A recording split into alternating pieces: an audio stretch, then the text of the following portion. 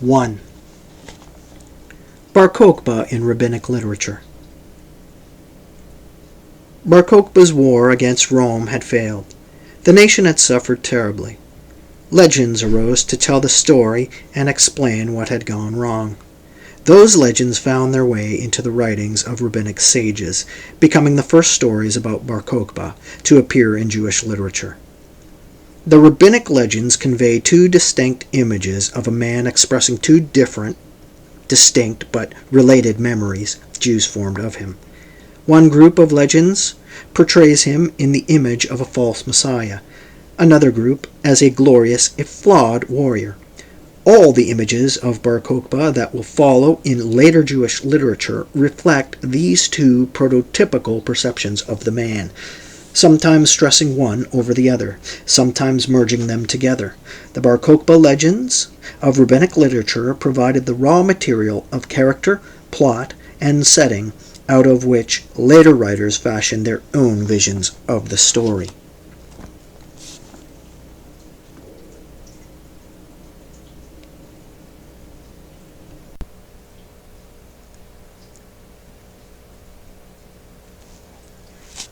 The Messianic Claimant. One of the legends that aroused the greatest interest and consternation among later generations portrays Rabbi Akiba, one of the most revered sages of traditional Judaism, proclaiming Bar Kokhba the Messianic king. Rabbinic literature contains two versions of this legend. Jerusalem Talmud. Rabbi Shimon b. Yonhai taught,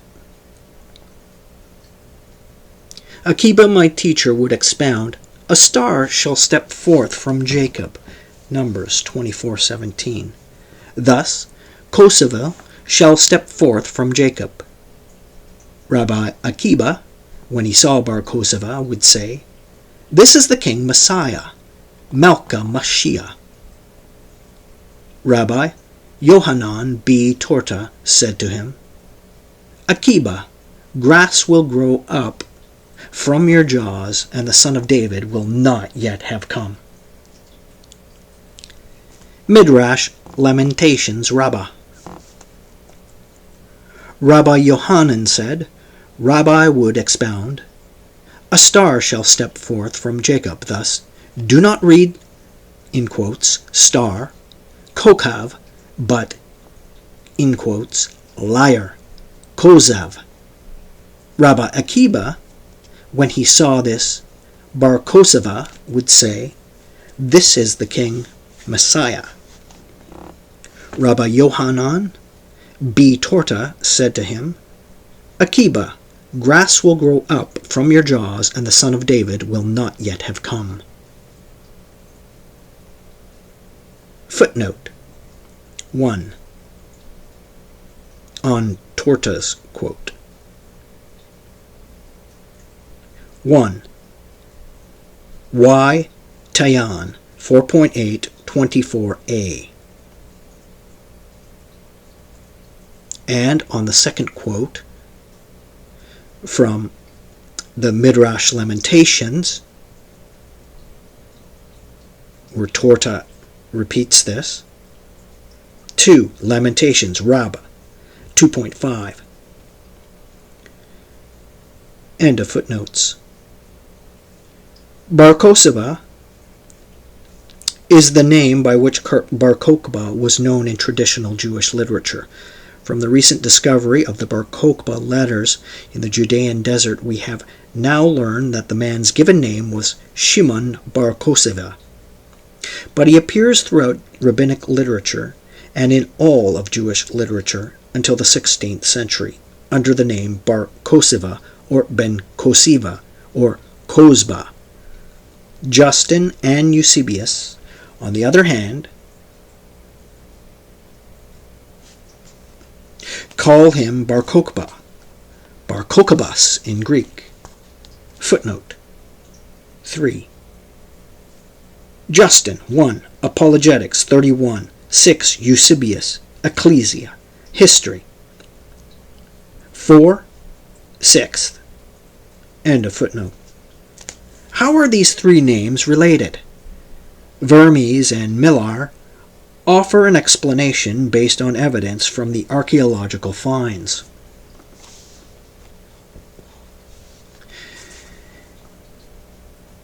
Greek translation in brackets here indicates, from this it would follow that both Christian and rabbinic forms represent puns. The former, Bar Kokhba, son of the star, was coined by Rabbi Akiba and alluded to the leader's messianic dignity.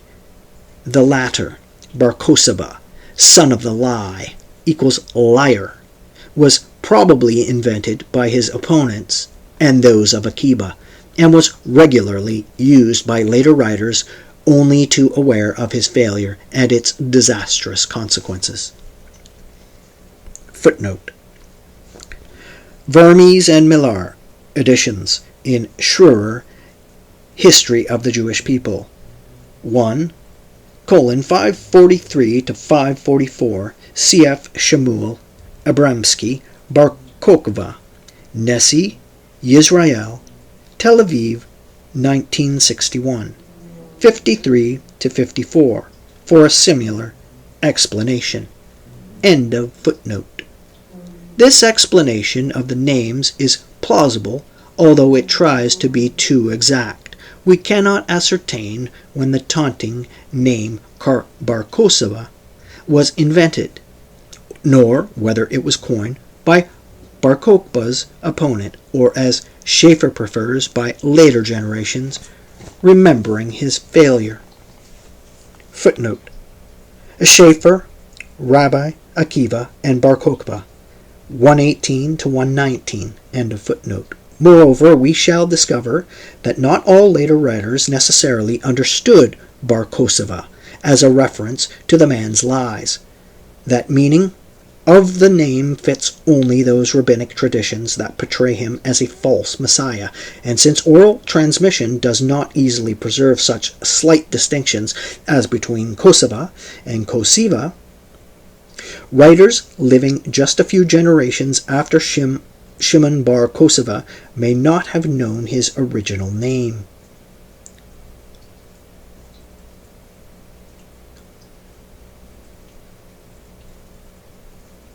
Nor does Rabbi Judah Ha-Nassi's interpretation of Numbers 24:17, replacing Kokhb, star, with Kosev, liar, imply that KOKHBA was not the original name.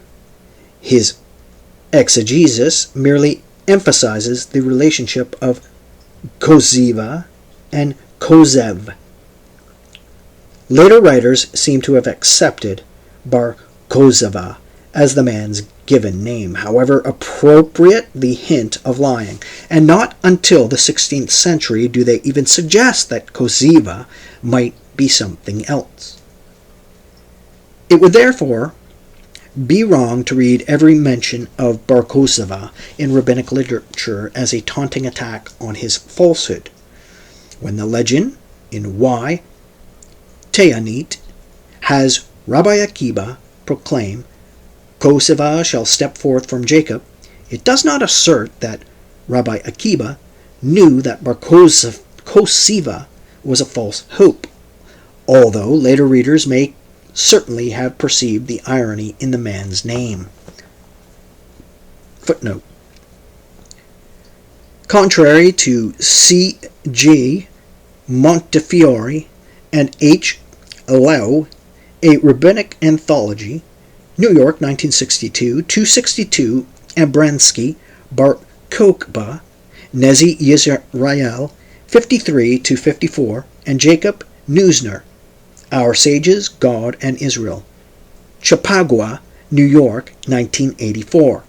14. Who read Rabbi Akiba's exegesis as a condemnation of Bar Kokhba, translating KOKHBA as liar.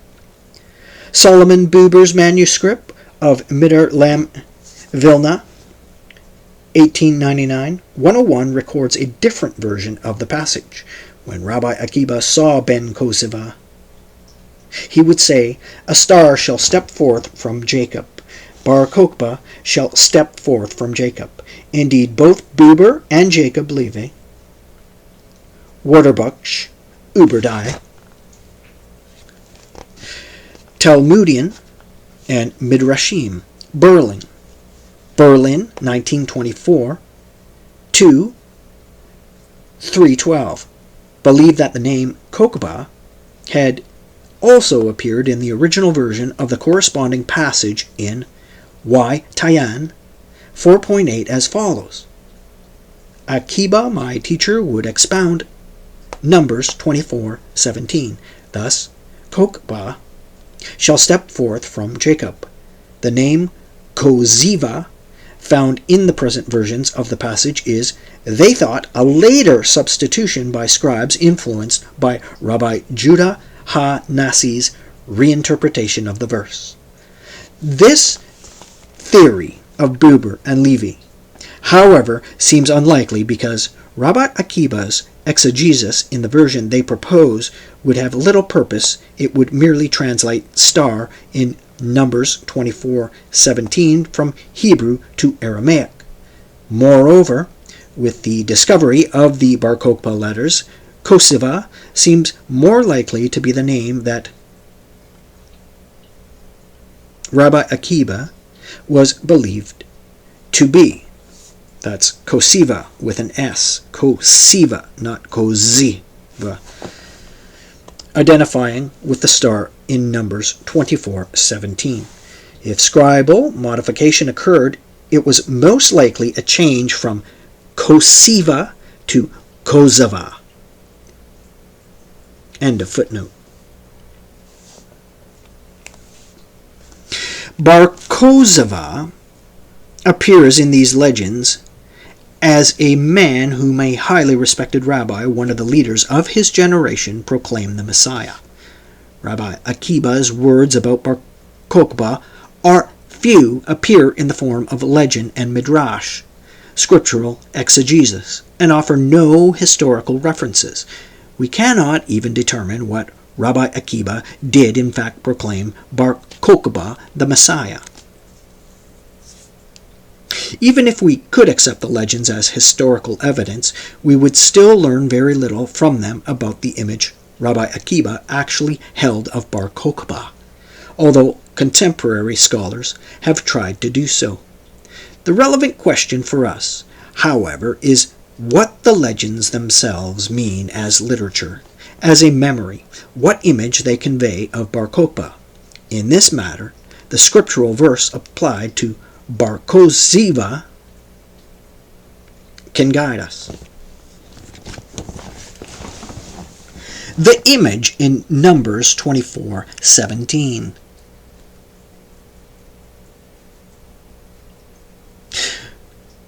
KOKHBA shall step forth from Jacob. This sentence, attributed to Rabbi Akiba, means that he has substituted the word KOKHBA for KOKHBA, star, in Numbers 24:17, the verse he is expounding.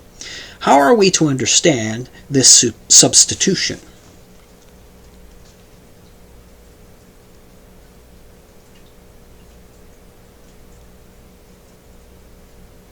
Footnote on what scholars attempted to do in the interpretations.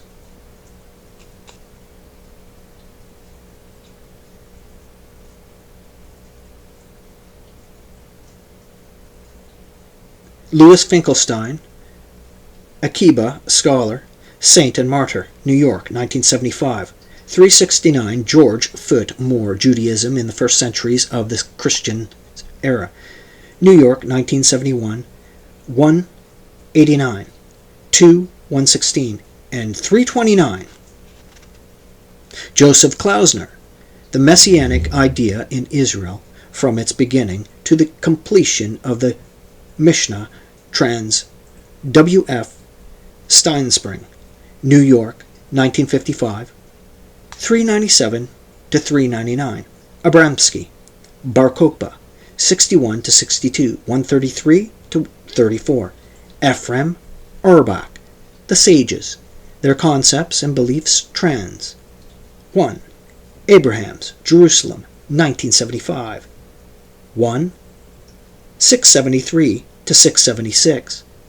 Aharon Oppenheimer. Meshahayuto Shel Bar KOKHBA in Messianism and Eschatology editions. Zvi Baras, Jerusalem, 1983. And in that footnote, they're just listing the scholars that tackled that problem. And a footnote. First, Rabbi Akiva has given the verse a messianic meaning. This is shown by the following sentence identifying Bar KOKHBA as King Messiah, and also by Rabbi Yohanan B. Torta's reply. Although history is not our concern, we can notice that the verse had already been given a messianic meaning by the Septuagint, the Testaments of the 12 Patriarchs, the Aramaic translation of Scripture, and one of the Dead Sea Scrolls. Footnote. Damascus document. Geniza text. 7:18. Septuagint to Numbers. 24:17. Testament of the 12 Patriarchs. Levi 18. Judah 24, 1-6. Aramaic translations to be discussed. End of footnote. This verse is part of the fourth oracle of Balaam, which speaks of a future Israelite king who would conquer the surrounding nations. Numbers 24:17 to 19. I see him, but not now.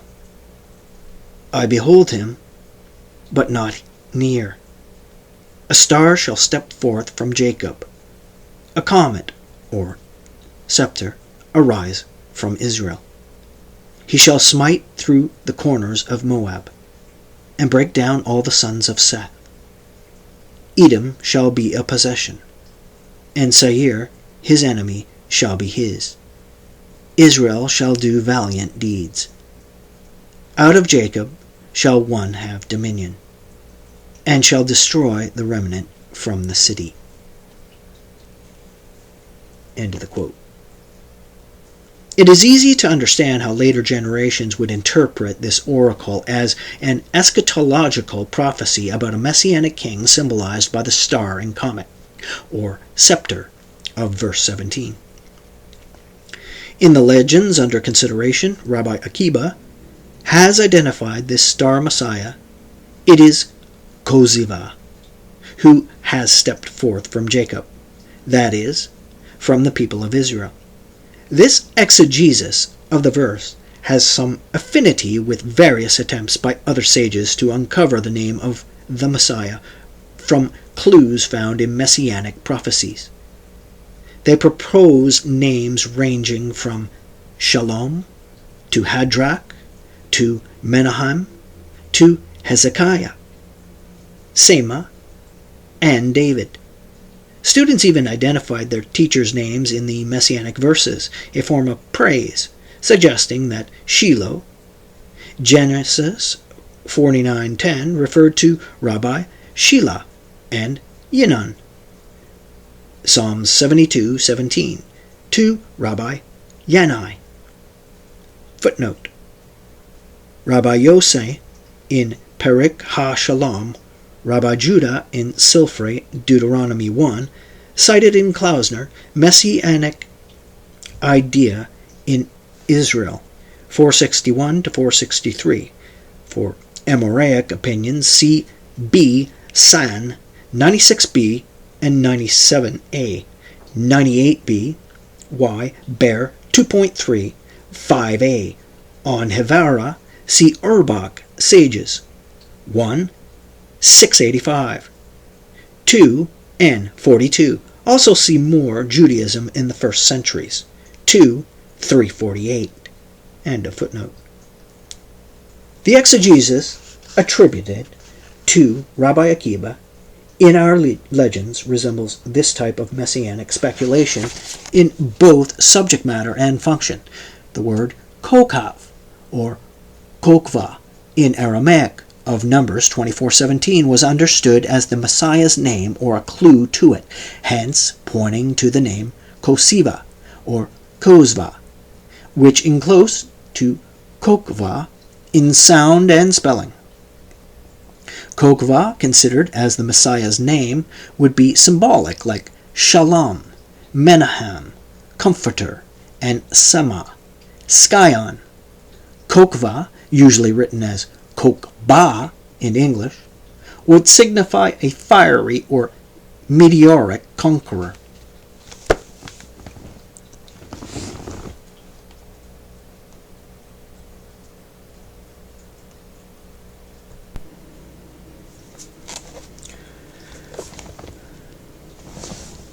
The Bar Kokhba legends thus portray Rabbi Akiva as believing that he has discovered the name KOKHBA, hidden within the word KOKHBA of Numbers 24:17. His exegesis was a form of decoding that unlocked the secret message contained within the prophecy of Balaam. In addition, the very choice of this particular prophecy implies a rather specific image of Bar Kokhba within the context of rabbinic thought, because a fairly distinct set of meanings had attached itself to the verses, at least during the post-Mishnaic period, as we learn elsewhere in rabbinic literature. The Aramaic translations of the Hebrew Bible, the Targum, were recorded at a relatively late date. Bowker and Grousfield suggest the early 3rd century CE for Targum Onkelos, and later for the Targum Pseudo-Jonathan. Footnote. John Bowker, The Targums and Rabbinic Literature, Cambridge, 1969, 22-28. Bernard Grousfield, Bible Aramaic Translations, EJ 4, 841-845. Samson Levy, The Messiah, an Aramaic Interpretation, Cincinnati, 1974, 23-24. End of footnote. But they contain interpretations deriving from a much earlier time. Targum Onkelos and Targum Pseudo-Jonathan both interpret the oracle of Balaam as an eschatological vision of the Messiah destroying Rome, identified with Seir and Edom in the oracle. Onkelos, in comparison with the Hebrew text, expands the arena of battle into a universal war and emphasizes the finality of Rome's destruction. The Messiah is not only a warrior, but he brings prosperity to Israel and will reign over all mankind as universal king. All these events are ascribed to the power of God acting at that time to punish the guilty. Targum Pseudo-Jonathan, more apocalyptic in mood, perceives in Balaam's oracle a great final battle, bloody and violent, against the amassed armies of Gog, that is, the armies of Rome and the other nations. The Messiah is pictured as a marvelous warrior hacking down the soldier of Gog. Their corpses shall fall before him. These shall fall by the hand of the King Messiah. At the same time, the Memra of the Lord's God's word manifests itself to punish the wicked and smite the nations and kings. Footnote. T.G. Pseudo-Jonathan to Numbers 24, 17, 24, and 23. End of footnote. Turning next to the Talmudim and Midrashim, we found 4 interpretations of Numbers 24:17, other than the one attributed to Rabbi Akiva. The one exception to the general trend of the verse's exegesis is the Midrash attributed to Rabbi Yishmael B.R. Yossi, late 2nd century, applying the system of dream analysis based on scriptural symbolism. Rabbi Yishmael learns from Numbers 24:17 that a star in dreams signifies an Israelite. Footnote. Y. Meaz, She. 4.6, 27b. End of footnote. The second interpretation appears in an enormous midrash of Pisha 12 in the Makilta. The midrash reads Numbers 24:19 in association with Obad 18 as a divine promise that the Messiah will destroy Rome, Esau, in the future, leaving no survivor. The eschatological force of this interpretation is augmented by its position alongside other verses interpreted also as eschatological promises spoken by God, promises to punish the wicked, save a remnant from Israel, resurrect the dead, bring peace to the world, and grant humanity a vision of the Shekinah, the divine presence. The Messiah's role in these events of the redemption is, first of all, to conquer Rome. Finally, there are two later interpretations of the verse. Most explicit in its reference to the Messiah is the exegesis attributed to Rabbi Shamuel B. Nahman, 3rd century, who discovers in Numbers 24:17 a statement that when and how God will give Israel victory over Rome, namely, when that one shall come of whom it is written, a star shall step forth from Jacob, this is the King Messiah. In the remainder of the Midrash, Rabbi Shamuel develops the implications of this exegesis by citing verses from Obadiah. Verse 18, the house of Jacob shall be a fire, and the house of Esau for stubble, describes for Rabbi Shamuel the fiery avenging star of Jacob destined to consume utterly the stubble that Rome is. Or, as he puts it, a star shall step forth from Jacob and devour the stubble of Esau. Obadiah 19. They will inherit the mountain of Esau, defines the Messiah's work. In the world to come, you, Israel, will be redeemed and inherit it, Rome. Then God will judge Rome and establish his kingdom as promised by Obadiah 21. Footnote. Tahuma B. Devarim on Deuteronomy 2:15. Deuteronomy Rab 1:20. End of footnote. The final interpretation of Numbers 24:17, attributed to Rabbi Aha, 4th century, follows the same pattern as the others. Rabbi Aha interprets the star of Numbers 24:17 as a reference to the Messianic king who will end Rome's domination over the world and give Israel domination over the world to come. Footnote. Y. Nadar 3.8.12a. End of footnote. The brief examination of the rabbinic interpretations of Numbers 24:17 to 19 has revealed what can be called a tradition of meanings attached to these verses, though most of rabbinic literature. In all 6 messianic interpretations, the star of Numbers 24:17 signifies the Messiah. The Messiah is the warrior king whose primary role is to conquer and destroy Rome, and this will occur within the framework of a transcendent process of judgment and redemption. Therefore, when Bar KOKHBA legends have Rabbi Akiba applying this same verse to Bar KOKHBA, the legend evokes from the verse's tradition of meanings a specific implication about what Rabbi Akiba was saying, whether or not the original storyteller or Rabbi Akiba himself actually intended this implication. Rabbi Akiba's quotation of Numbers 24:17 means, as legend in the context of other rabbinic writings, that he thought Bar KOKHBA was a national warrior king, arisen to conquer and destroy Rome like a star of fire and ruin, and that Rabbi Akiba saw the deeds of Bar KOKHBA as part of a larger movement of redemption deriving ultimately from beyond human history. God had begun to act. Rome was inexorably doomed, and Israel's redemption was at hand. Another legend offers a similar explanation for Rabbi Akiba's support of Bar KOKHBA. It first describes Bar KOKHBA catching catapult stones flung by the enemy's machines and hurling them back to kill great numbers of soldiers. On account of this, the legend concludes, Rabbi Akiba said what he said. Footnote. Lamentations, Rab 2.5, end of footnote.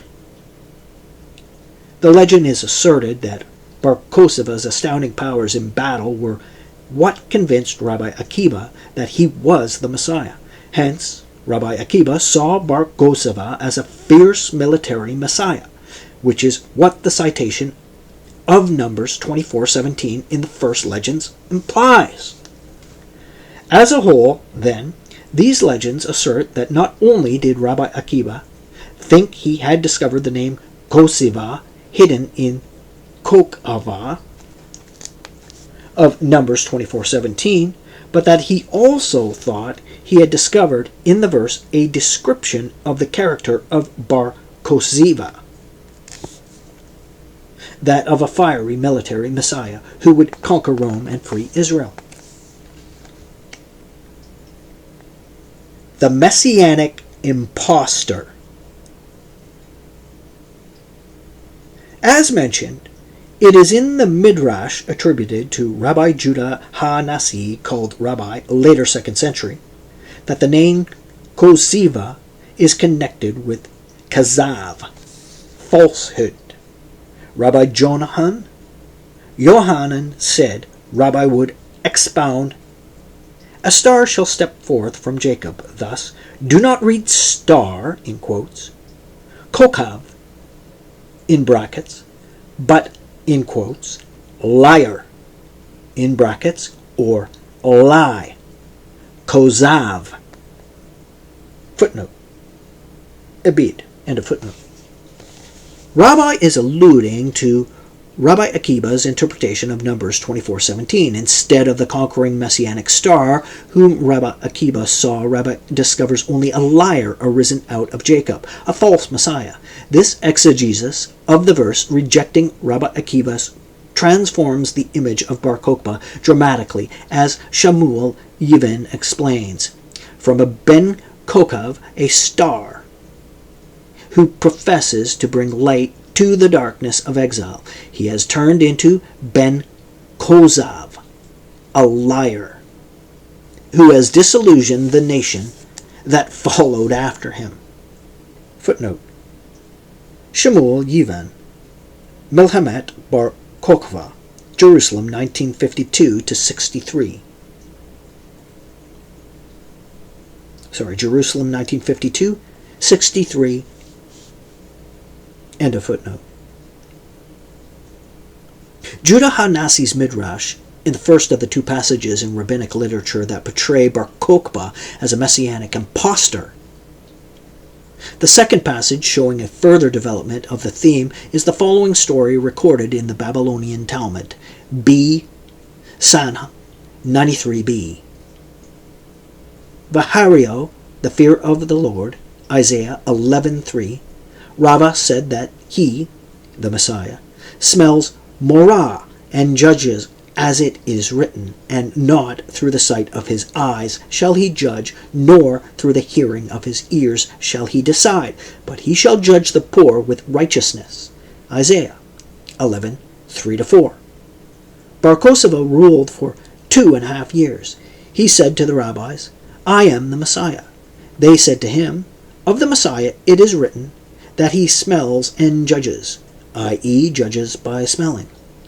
"Let us see if he can judge by smelling."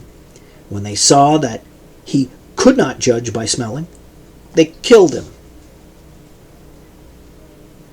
Although this story may derive from an early tradition, its present form seems to be late because the text described in it relies on the scriptural proof and the phraseology of the preceding Midrash of Rava, a sage of the early 4th century.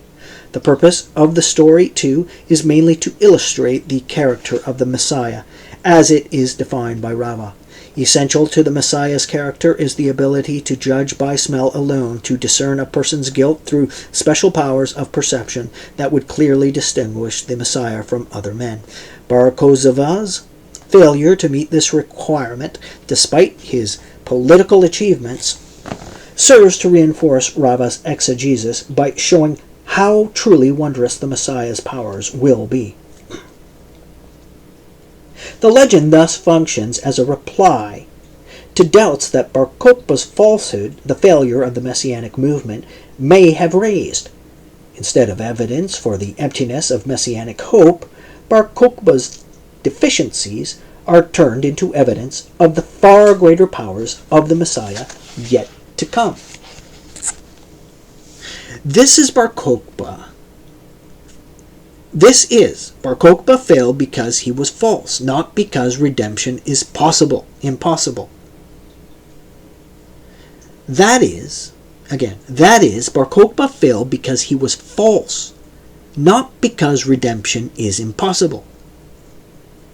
The legend also teaches people to be wary of any man claiming to be the Messiah, and it encourages them to trust the judgment of the sages in deciding a claimant's authenticity. The rabbi's role appears as that of vigilant protectors of the people and final arbiters of messianic claims. 19. Footnote. The exact nature of Bar Kokhba's crime, however, is unclear. Rabbi Menahem HaMiri of the late 13th century compares it with the crime of the Nevi HaShachir, the false prophet, punished in the Mishnah by death. M. Sena, 11.5. End of footnote. These two texts, the Midrash, in which Judah ha-Nasi condemns Bar Kokhba as Kozav, liar, and the legend of the sages' response to Bar Kokhba's messianic claim, constitute the rabbinic tradition that portrays Bar Kokhba as a false Messiah. They represent one of the ways in which later generations explained his failure, one form of response to the disappointment and suffering associated with him. That response was to repudiate Bar Kokhba altogether, rejecting him as a worthless impostor. His failure was explained directly from his falsehood. Not being the Messiah appointed by God, he could not possibly redeem Israel. Indeed, the repudiation of Bar Kokhba was necessary for affirming hope in a true Messiah yet to come. We turn now to a series of legends in Midrash Lamentations, a collection of homiletic exegesis, and the Jerusalem Talmud. These legends portray Bar Kokhba as a flawed military hero. The question of his messianic identity goes almost unmentioned and is irrelevant to the outcome of the story.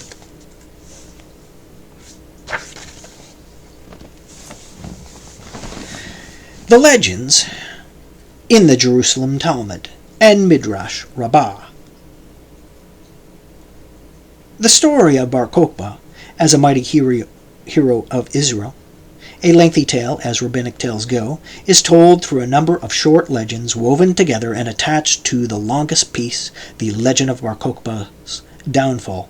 Together these legends compose a generally consistent story that begins with the Roman siege of Beitar and concludes with the massacre of its population.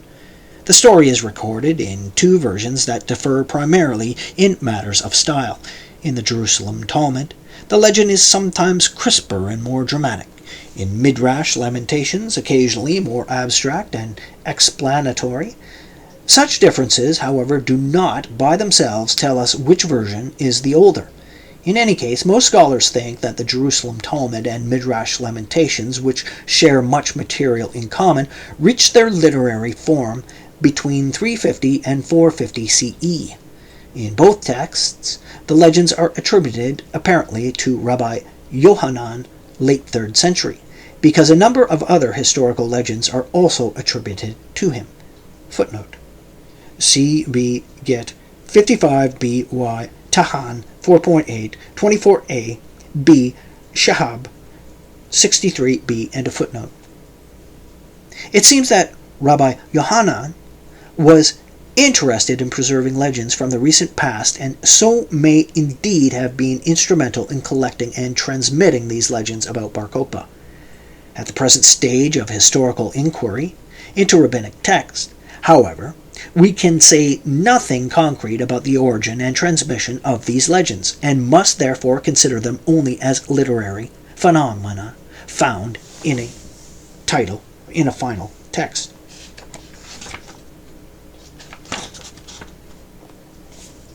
Jerusalem Talmud.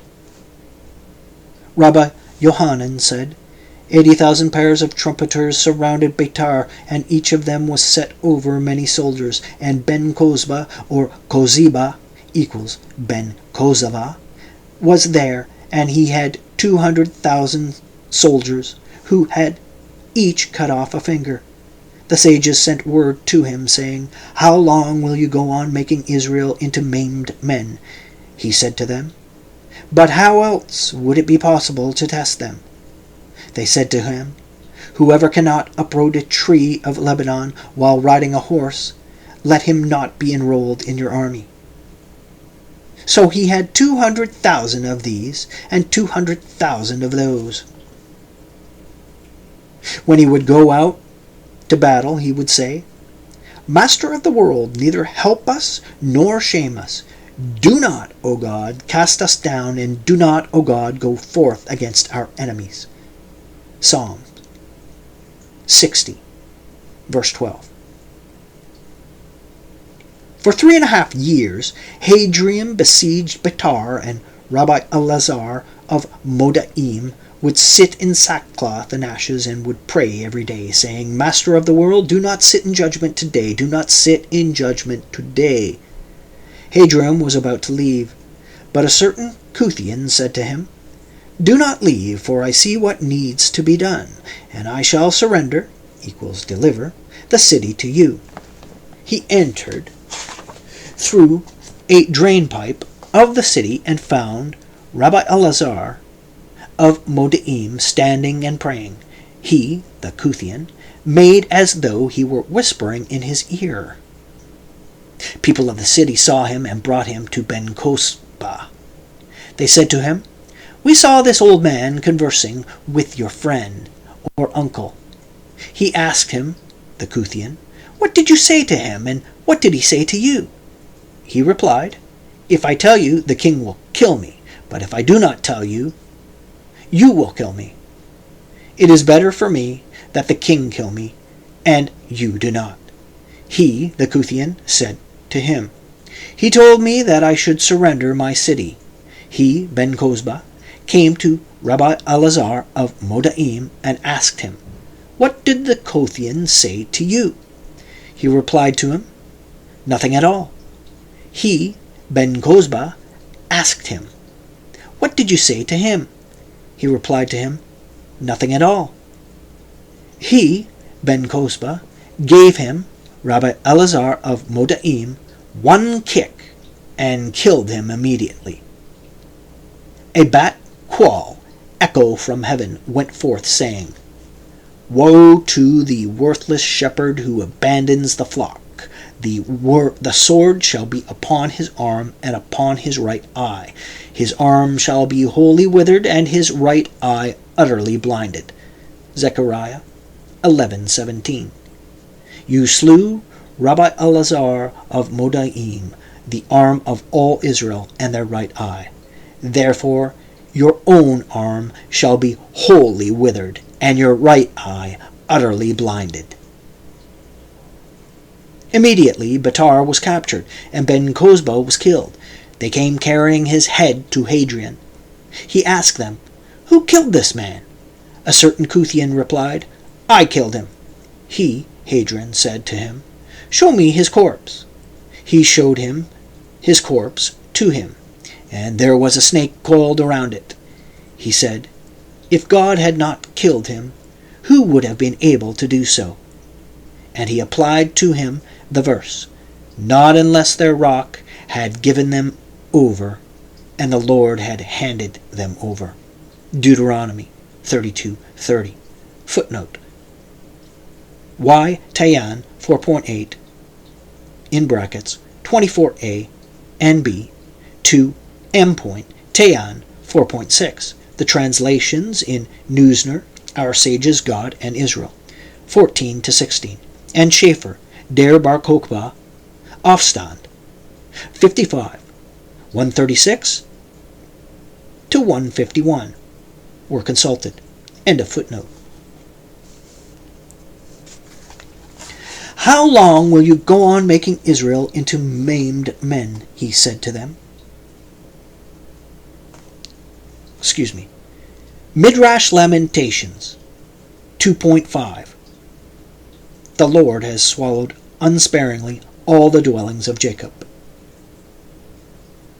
Lamentations 2.2. Rabbi Yohanan said, 80,000 trumpeters encircled Betar, and Ben-KOKHBA was there, and he had 200,000 soldiers, who had each cut off a finger.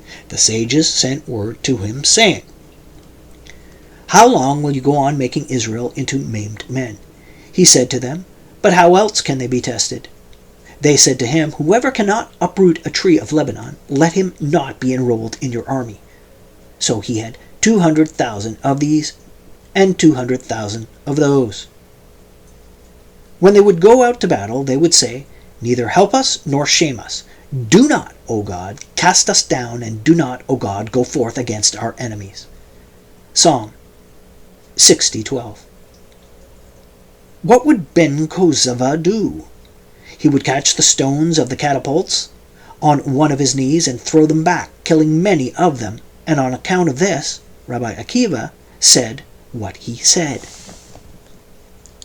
For 3.5 years Hadrian Caesar besieged Betar, and Rabbi Elazar of Modi'im was there, in sackcloth, engaged in fasting, and every day he would pray, saying, Master of the world, do not sit in strict judgment today.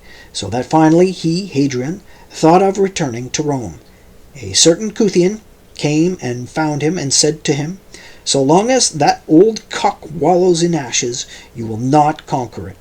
But wait for me, for I shall enable you to conquer it today. Immediately he entered through the drainpipe of the city and found Rabbi Elazar standing and praying. He made as though he were whispering in the ear of Rabbi Elazar of Modi'im, and they, people of the city, went and said to Ben-KOKHBA, Your friend or uncle, Rabbi Elazar, wants to surrender the city to Hadrian. He sent and had the Kuthian brought to him. He asked him, What did you say to him? He, the Kuthian, replied to him, If I tell you, the king will kill me, but if I do not tell you, you will kill me. It is better for me to kill myself so that the secrets of the Roman government will not be divulged. Ben-KOKHBA reasoned in his mind that he, Rabbi Elazar of Modi'im, wanted to surrender the city.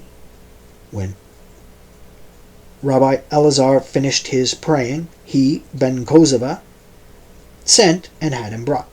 He asked him, What did the Kuthian say to you? He replied to him, I do not know what he whispered in my ear. I did not hear him at all, for I was standing in prayer, and I do not know what he said. Ben-KOKHBA was filled with anger and gave him one kick with his foot and killed him. A bat quoll went forth saying, Woe to the worthless shepherd who abandons the flock.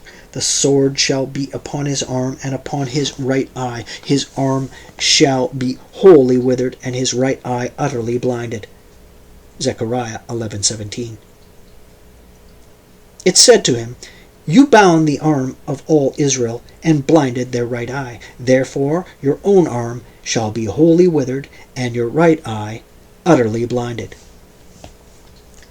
Immediately sins brought it to pass, and Betar was captured, and Ben-KOKHBA was killed. And they brought his head to Hadrian.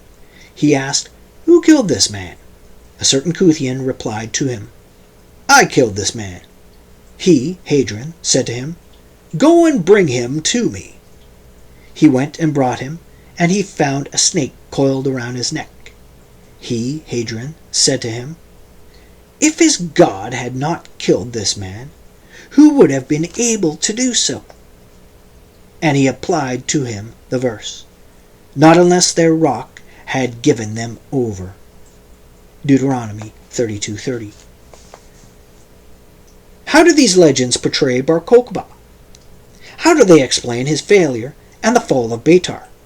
What might be the intended effect on the reader's perceptions?